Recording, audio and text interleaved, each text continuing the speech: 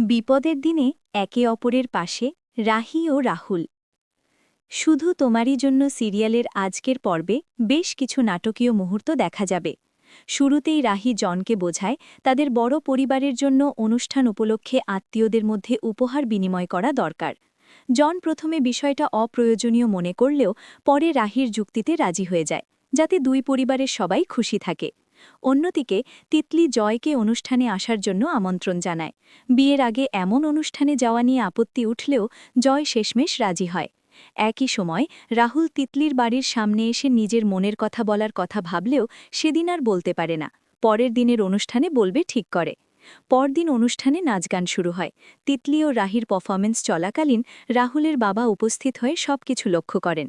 তিতলির নাচ তার পছন্দ হয় না, কিন্তু রাহির নাচ দেখে তিনি মুগ্ধ হয়ে যান এবং মনে মনে ভাবতে থাকেন, এমন মেয়েই তো তার পছন্দের হওয়া উচিত ছিল। এরপর পুরস্কার বিতরণী পর্বে রাহুলের বাবা নিজে হাতে রাহিকে প্রথম পুরস্কার দেন এবং আশীর্বাদ করেন। তিতলিকে পুরস্কার দিতে গিয়েও তিনি অস্বস্তি বোধ করেন।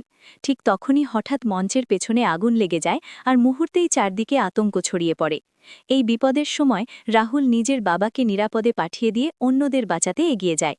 রাহি ও তিতলিও বাচ্চাদের উদ্ধার করতে সাহায্য করে। তিতলি অজ্ঞান হয়ে পড়লে রাহুল তাকে কোলে তুলে বাইরে নিয়ে আসে। গ্রিন রুমে আটকে পড়া বাচ্চাদের জানালা ভেঙে বের করে রাহুল ও রাহি। কিন্তু শেষ মুহূর্তে বড় দুর্ঘটনা ঘটে। আগুনের মধ্যে পড়ে গিয়ে রাহুল ও রাহি দুজনেই অজ্ঞান হয়ে যায়। এখন প্রশ্ন হলো, তারা কি বেঁচে ফিরতে পারবে? আর এই ঘটনার পর কি রাহুলের বাবার মন পরিবর্তন হবে? জানতে হলে পরের পর্ব মিস করবেন না।